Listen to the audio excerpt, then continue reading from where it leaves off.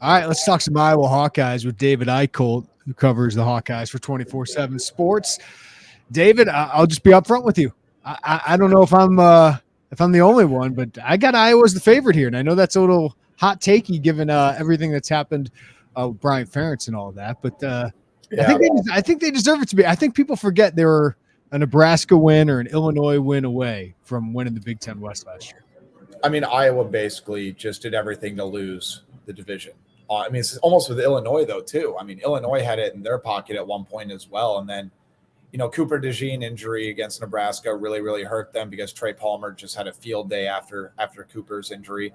But, yeah, man, I'm with you. I picked Iowa to win the Big Ten West. I think with 4 first-year head coaches, 16 returning starters, and, Kirk did what nobody thought he would do. He utilized the transfer portal and brought in some legitimate talent, especially with Cade McNamara, Eric All, who I'm a huge fan of. I think he's going to have a really, really big year at tight end. And then Caleb Brown, the highest rated wide receiver to ever commit to the University of Iowa in the 24/7 Sports era. So I'm with you. I know Wisconsin's kind of the hot pick right now, and I understand that with Luke Fickell, but I'm very intrigued how an air raid offense is going to work immediately in a Big Ten West that's loaded with great secondaries.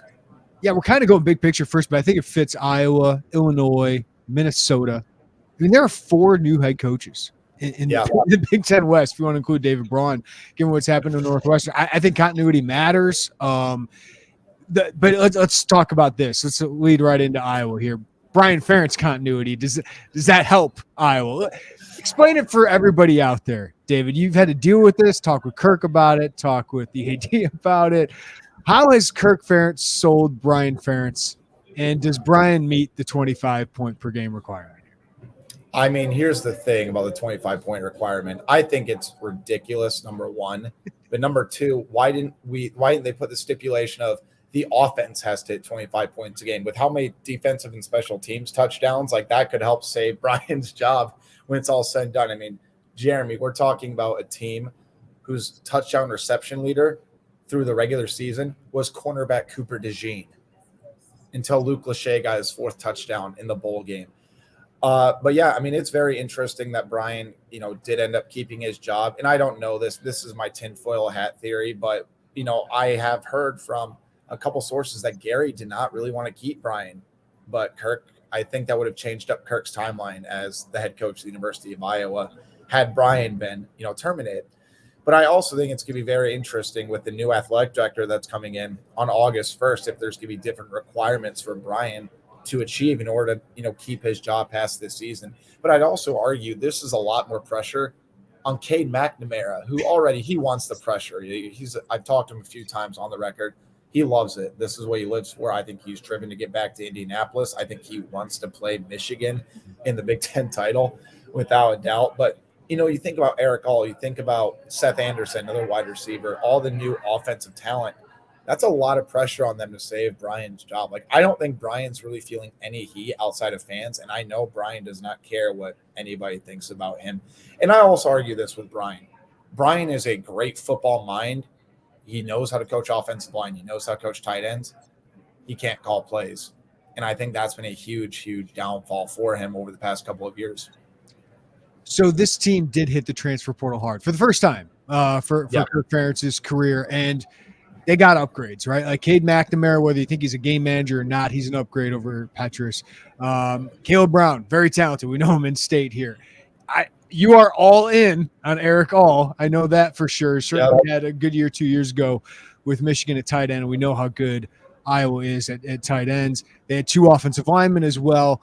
How big of a leap can they take offensively with those additions, even if the play caller remains the same? I think that's the interesting part, Jeremy. I think they've done a good job of having good personnel. And the big key is, can Iowa's offensive line go back to being a normal Iowa offensive line, right? I mean, you look at last year, Petrus took a lot of heat, and understandably so. He missed some plays, but the offensive line did nothing to help it. And the play calls, I mean, there just wasn't anybody on the perimeter. And Iowa, from a wide receiver standpoint, they've been so depleted with injuries on the perimeter. I mean, Iowa had 1 healthy wide receiver, scholarship wide receiver in the spring game, Jeremy. And it's been that way for the past 2 springs. I think on paper, Iowa can, be a top 50, top 60 offense, but how is that going to translate over? I mean, even the 25 points per game, There were 85 Division I teams that hit that last year. Like they're not even asking for an average offense. They're asking for a below average offense. But I also would argue that that's good if Iowa special teams remains elite, which I think it's going to. They have Torrey Taylor, who's 26 this year. They have Drew Stevens, who I think is going to be one of the best kickers in the country.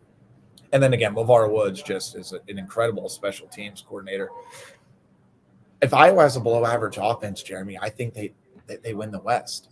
And that's just so insane to say. But again, on paper, and I've said this, it's Indianapolis or bust. I think it's a failure of a season for Iowa if they don't reach Indianapolis. But I think Caleb Johnson, for example, could be a big deal at tailback. I think Luke Lachey and Eric All, I think they can put up Fant Hawkinson type numbers, depending on if McNamara can make the throws. But again, none of this talent matters if the offensive line can't hold. I was going to ask you about that because Illinois, Minnesota, they've made progress in the West. I think partly because Wisconsin, Iowa's offensive line last year, at least, maybe for a couple years for both those sports, hasn't been quite as dominant. How do they look up front this year?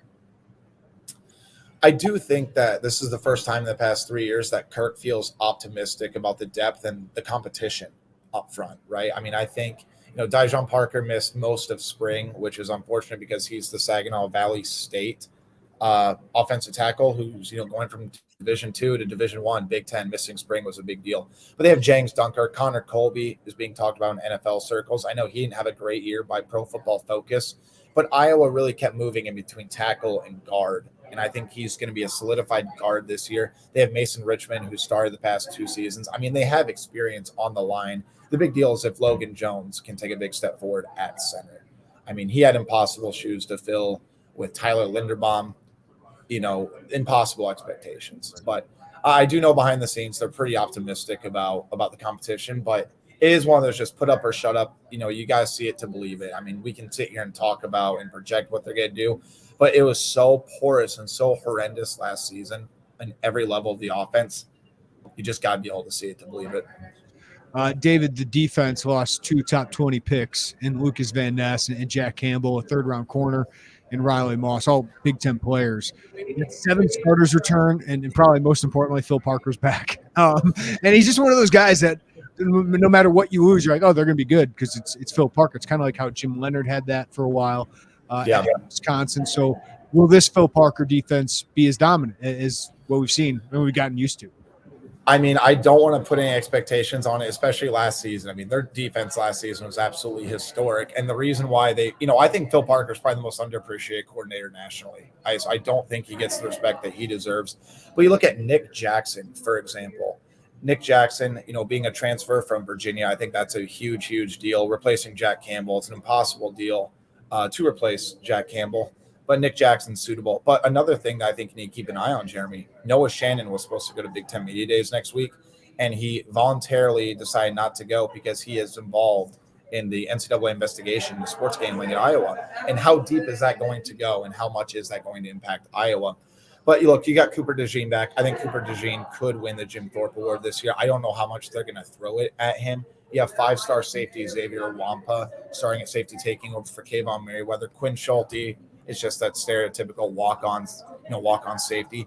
I think Iowa feels great about the defensive line depth. I think that, I think they feel like they're in a really good spot. But I'd also say this: I do think that there is some behind-the-scenes worry about a third cornerback, and the second cornerback that's going to start is Jamari Harris, who missed all of last season. He put up a great 2021, but how much of that is he going to retain, and can he continue to build off that? And Iowa was trying to get one more guy in the NCAA transfer portal that is a cornerback. I think they have talent. They just don't have a lot of experience. So, if Cooper DeJean or Jamari Harris gets hurt, who knows how that's going to end up happening. Yeah, I think at least in the Big Ten West, like people, they noticed Ryan Walters last year. They know Jim Leonard. I think there's a lot of respect for Phil Parker here locally. Yeah. And I think Joe Rossi's getting there in Minnesota too. But what has made Phil Parker, like what makes him so good for people, the casual fan that doesn't pay attention to Iowa football as much? I just think the way he evaluates just his defense in general and the way he gets the right guys, because I think about some of the recruits I've interviewed and some of the players, they remember the first time Phil Parker went in their home and he's quizzing them. How many yards is it from from sideline to sideline? He's asking about what angles you would take. I just think the way his mind's wired is different than any, most defensive coordinators. And remember, Phil Parker was no scrub of a football player. I mean, he was a 3-time All Big Ten cornerback at Michigan State. I just think the way he analyzes the game, the way he teaches it, and he's demanding. I mean, he's not afraid to put a young guy out there. He'll make a mistake. He'll get after it. But it's just been such a trend about not allowing explosive plays, utilizing the defensive front, letting the linebackers make the play, and really being an all-in type of team defense. But the way he's done with the secondary has just been unbelievable. I mean, you look at, I think almost half the winners of the cornerback of the year in the Big Ten have been Phil Parker coached guys. Again, I just think the way he analyzes it and getting the right pieces just to make the right plays, it's just special to watch in the limited opportunities that we get to, like a spring game, for example. I think Phil kind of forgets that the media is there, but to go from, a little monotone kind of guy to watch him, chew out a player for lining up wrong or not getting in a spot quick enough, he's demanding, and you just don't expect it when you hear him on the record. Sometimes we throw the word elite around too much, but Iowa has elite defense and they have elite special teams. Like that's what just makes me think. I always think the highest floor is consistently Iowa because of that. We'll see what the offense is, but special teams, they have two of the best specialists in the country, right? And then LeVar Woods, I know is thought highly of that program, is one of their special teams coordinators. So that'll remain a strength, I would imagine, right? Yeah, no, definitely. I mean, they returned Drew Stevens, and Drew Stevens has been telling the media, now look, I need to see it, but he's kicking 57, 58 yards field goals. So, if the offense isn't really panning out, they might need that. I mean, you think about what Keith Duncan did a few years ago at Iowa and how, here's the thing with Iowa too, special teams. I think Iowa fans really appreciate it, but I don't think they understand like how hard it is to be so consistently elite at special teams. I mean, it'll be interesting to see if they play Cooper DeJean as one of the returnmen. I think, Caleb Brown wants that role. And I think we saw what happened with Iowa's defense when Cooper DeJean got hurt, right? I mean, do they want to risk throwing him out there? So I think there's a variety of weapons there. But the way LeVar Woods just analyzes everything, and I remember Iowa Lucas Van Ness blocked 2 punts against Iowa State a couple of years ago.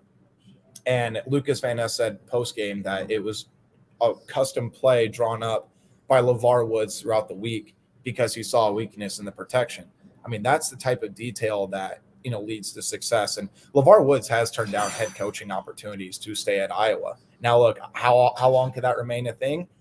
I don't know. He's been an Iowa lifer, but the way he's consistent about churning out some of the elite talents, it's intriguing, but I also think there's so much pressure on Phil, so much pressure on LeVar to maintain the elite status because of how porous Iowa's offense is. I mean, I think you could credit Phil Parker and LeVar Woods for saving Brian Ferentz's job because they just consistently kept him in the game.